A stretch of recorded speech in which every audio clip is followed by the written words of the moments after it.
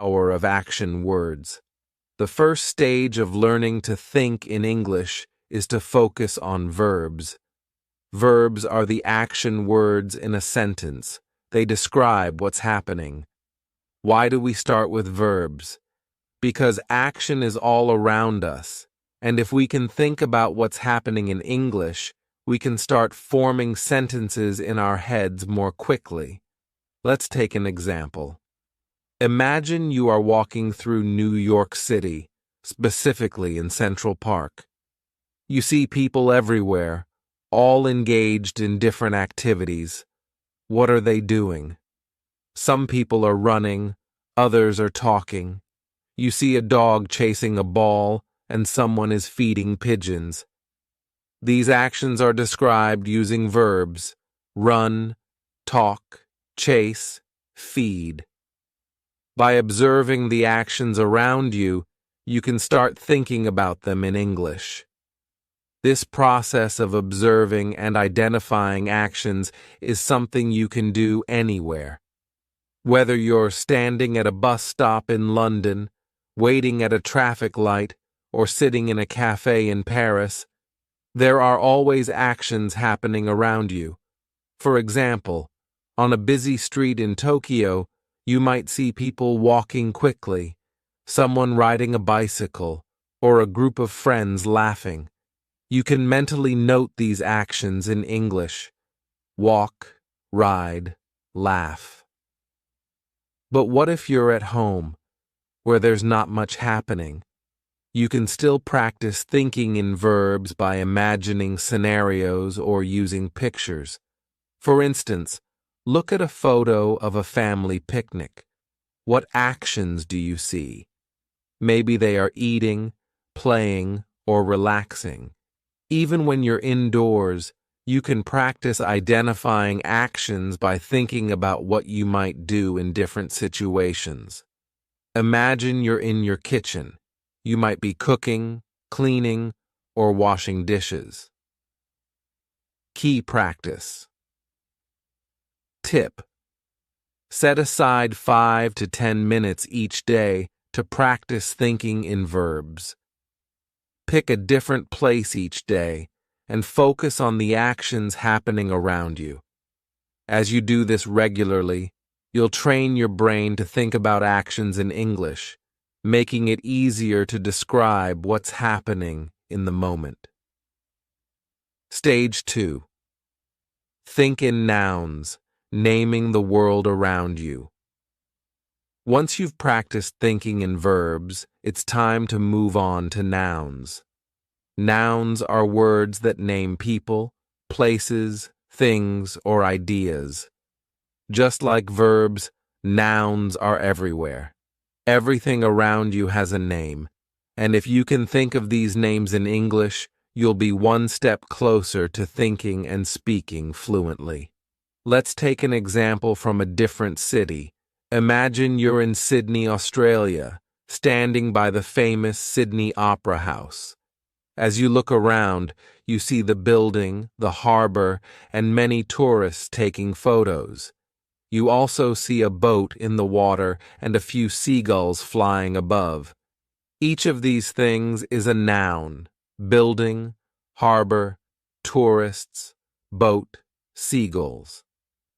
It's important to practice thinking in nouns wherever you are. If you're at a market in Delhi, India, you might see fruits, vegetables, spices, and vendors. These are all nouns that describe the objects and people around you. Even if you're just sitting in your room, you can look around and identify nouns. For example, you might see a table, a chair, a book, and a laptop. Another great way to practice thinking in nouns is to describe what you're carrying with you. What's in your bag? Maybe you have a phone, some keys, and a wallet. If you practice naming these objects in English, it will soon become second nature. Over time, this will help you think faster and more clearly in English. Key practice.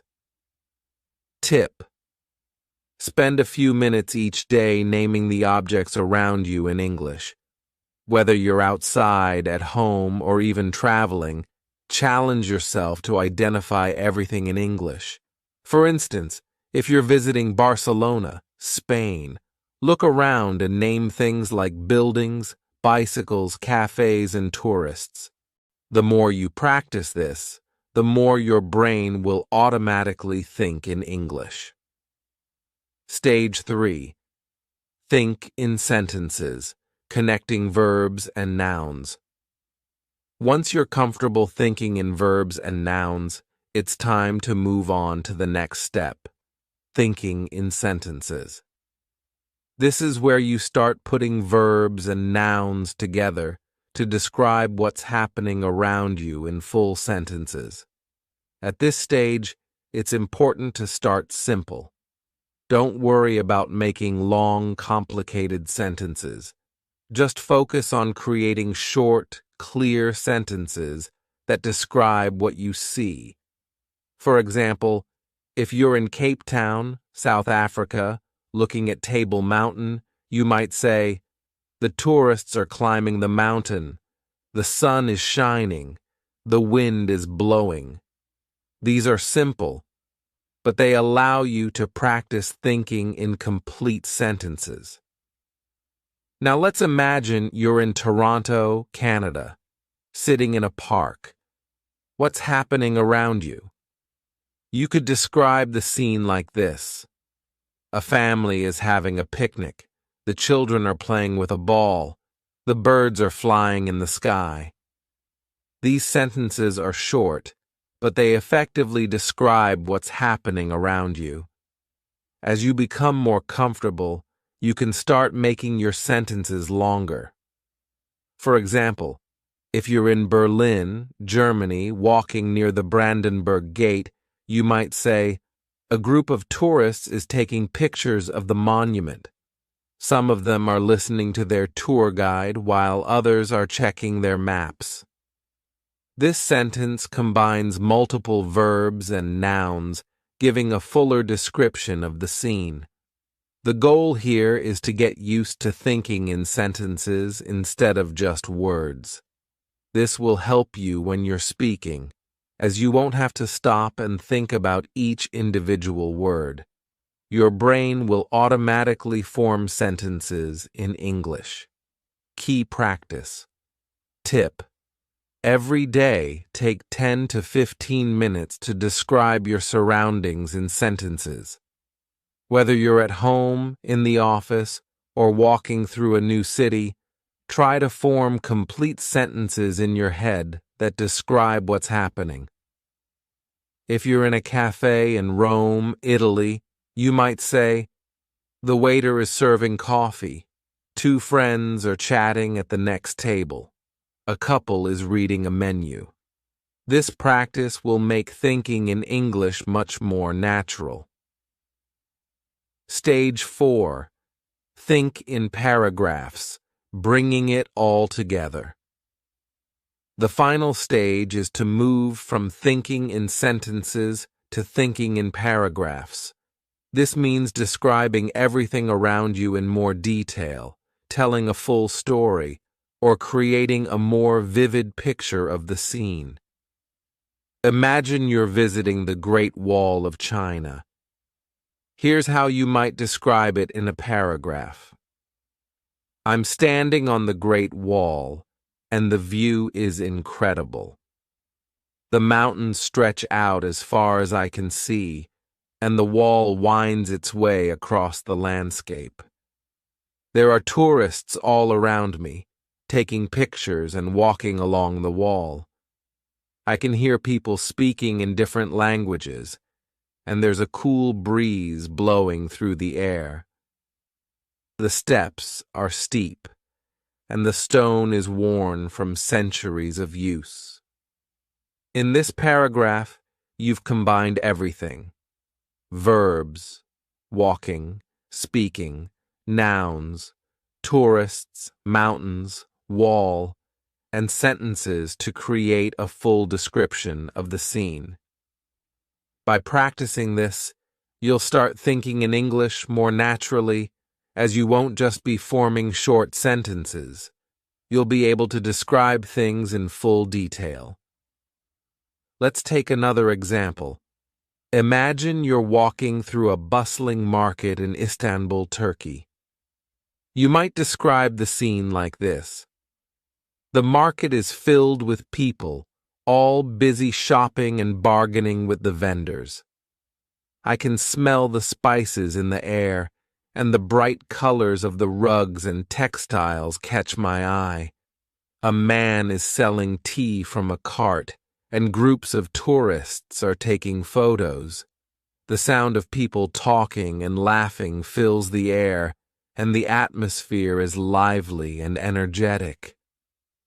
When you practice thinking in paragraphs like this, you are training your brain to describe events and scenes in full detail without stopping to translate from your native language. This stage is essential because it helps you not only think in English, but also express your thoughts in a more coherent and fluent way. By focusing on forming paragraphs, you can talk more naturally and at length, which is key when you're aiming for fluency.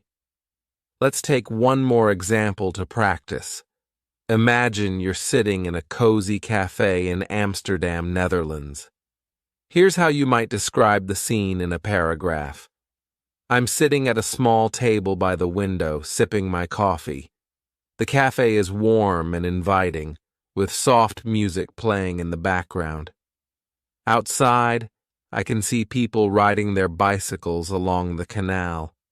The sky is cloudy, and it looks like it might rain soon. Inside, a few people are reading books, and a couple is chatting quietly over their breakfast. By practicing thinking in paragraphs like this, you'll develop the ability to describe more complex situations naturally and fluently in English.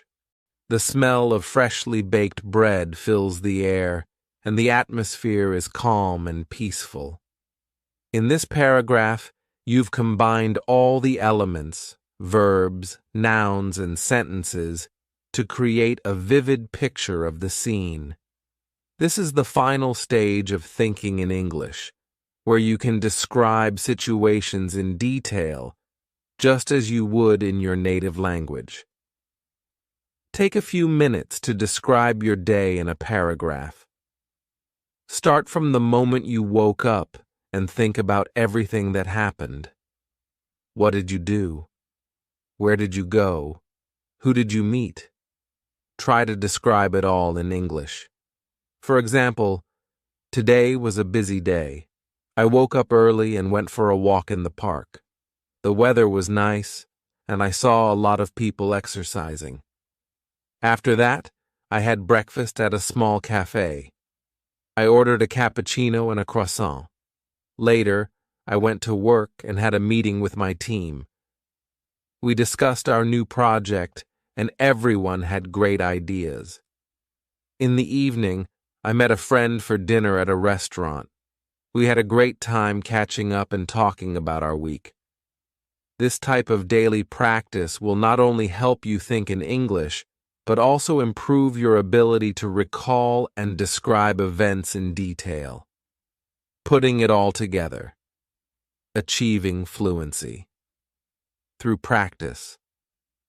By now, you should have a clear understanding of the 4 stages of thinking in English.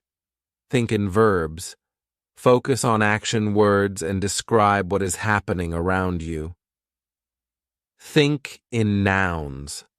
Name the people, places, and things you see in your surroundings. Think in sentences. Combine verbs and nouns to form short, simple sentences. Think in paragraphs. Bring everything together to create detailed descriptions of scenes and events. Each of these stages builds on the previous one, helping you develop the ability to think directly in English without the need for translation.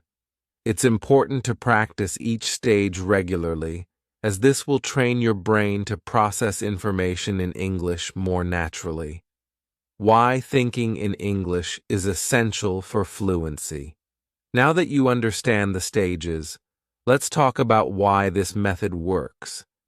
When you first start learning English, you likely translate from your native language. This is natural, but it creates a delay in your speaking. Instead of speaking smoothly, you have to pause and think about what to say, which can make you feel less confident. By practicing thinking in English, you eliminate that translation step. Your thoughts will naturally form in English, making your speech faster and more fluid. When you can think in English, you'll also find it easier to have conversations, express your ideas, and respond quickly in discussions. For example, imagine you're at a job interview in London, and the interviewer asks you to describe a challenging situation you faced at work. If you're thinking in your native language, you might need a moment to translate your thoughts into English. But if you've trained yourself to think in English, you can respond immediately and confidently, without hesitation. The same goes for everyday conversations. Whether you're chatting with friends, giving a presentation, or even ordering food at a restaurant, being able to think in English will make the process much smoother.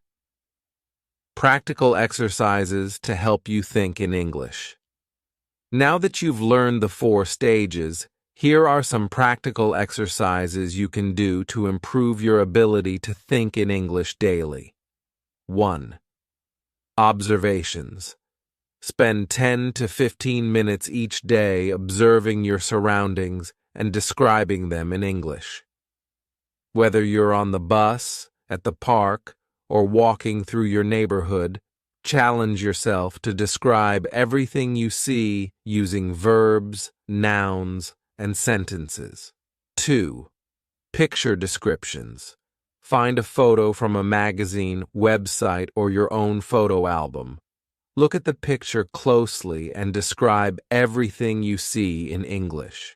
For example, if you're looking at a picture of a beach, you could say, "The sand is white and the water is crystal clear. There are a few people swimming, and some children are building a sand castle. In the distance, I can see a boat sailing on the horizon."